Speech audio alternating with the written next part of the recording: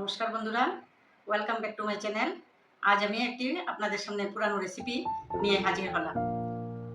দই সবাই গরমের দিনে সবাই পছন্দ করে, সবাই ভালোবাসে, কিন্তু দইয়ের যে পদ্ধতিটা, দই কিভাবে বসাতে হয়, দই কিভাবে করতে হয়, এটাই আমি আজকে আপনাদের সামনে করে দেখাবো।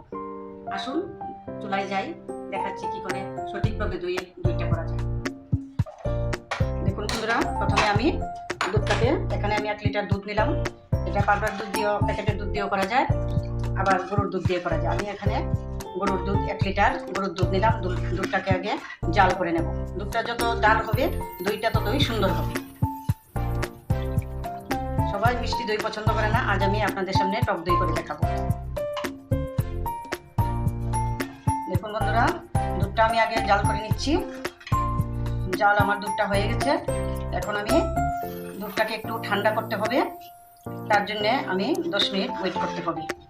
এর ফাঁকে আমি এদিকে মাটির গ্লাসে দই তুলবো, কারণ মাটির যে কোনো পাত্রে দই তুললে ঠান্ডা থাকে, খেতে ভালো লাগে। গরমের সিজনে দই খেলে পেট ঠান্ডা থাকে, আরাম লাগে, শরীর ঠান্ডা থাকে, পেট খারাপ, পেট ব্যথা হয় না। তার জন্যে, আর সবাই তো মিষ্টি দইটা পছন্দ করে না, তার জন্যে আমি পেটের ভালোর জন্যেই আমি টক দইটাই তুলবো।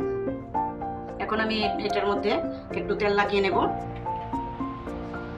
এরকম ভাবে একটু গ্লাসটিতে এরকম ভাবে একটু তেল লাগিয়ে নেব, কারণ গ্লাসের মধ্যে যাতে দইটা লেগে না থাকে, তার জন্য আমি একটু ভিতরে তেল লাগিয়ে নিই। দেখুন বন্ধুরা, এখানে আমি দুধটা জাল করে একটু ঠান্ডা করে নিলাম। যেমন দেখুন, এই আঙুলটা আমরা এখানে দিতে পারি, এরকম আন্দাজ ঠান্ডা করে নিতে হবে। এখানে আমি 500 দুধ নিলাম। 1 লিটার দুধ বসিয়েছিলাম, এখন জাল করে এখানে 500 দুধ হয়েছে। এই 500 দুধের দুধ দিয়ে আমি দই করব। এখানে আমি টক দইয়ের শাঁস নিয়েছি আধা কাপ। 500 দুধের মধ্যে আমার আধা কাপ শাঁস দিতে হবে। তো এখন আমি দুধের মধ্যে এই শাঁসটা ঢেলে দিলাম। ঢেলে দিয়ে এরকম ভাবে নেড়ে চেড়ে দিতে হবে।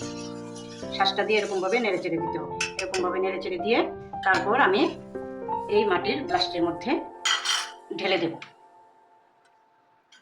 শাঁসটা ভালোভাবে এরকম ভাবে দুধের মধ্যে মিশিয়ে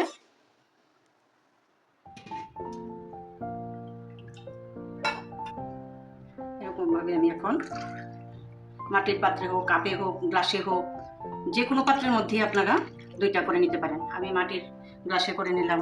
মাটির গ্লাসে করলে ঠান্ডা থাকে, গরমের সময় খেতে ভালো লাগে।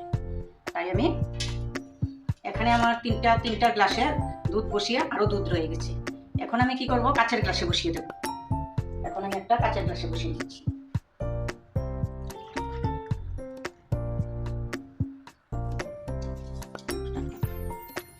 দেখুন বন্ধুরা, আমি এখানে 500 দুধ দিয়ে এরকম ভাবে আমার 4টি গ্লাস হয়ে গেছে।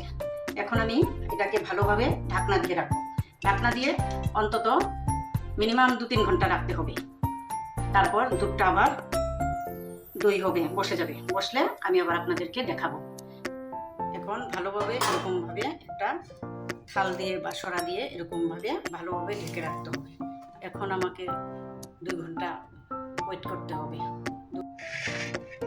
দেখুন বন্ধুরা, আমি এখন দইটা যে বসিয়েছিলাম 2 ঘন্টা পর ফিরে আসলাম। দেখি এখন ঢাকনা তুলে দইটা কেমন বসছে। এখন ঢেকে দিয়েছিলাম, এখন ঢাকনাটা তুলবো। ঢাকনাটা তুলে দেখবো দইটা কেমন বসেছে। দেখুন আমার দইটা ভালোই বসছে। এখন আমি একটা বাটিতে নিয়ে দেখবো দইটা কেমন হয়েছে। দেখুন দইটা কেমন হয়েছে। এই যে কেমন সুন্দর দইটা হয়েছে। দেখুন এরকম ভাবে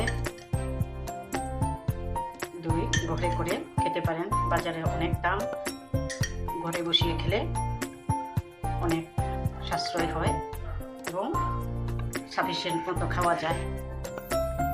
দেখুন বন্ধুরা, আমার টক দইটা কেমন হয়েছে। দেখুন কি সুন্দর বসছে। দেখুন এরকম ভাবে আপনারা ঘরে করে খেয়ে দেখবেন এবং দইটা করে খেয়ে দেখতে পারেন কেমন হয়। আমার চ্যানেলটি যদি ভালো লাগে একটা লাইক শেয়ার করবেন এবং সাবস্ক্রাইব করবেন। ধন্যবাদ।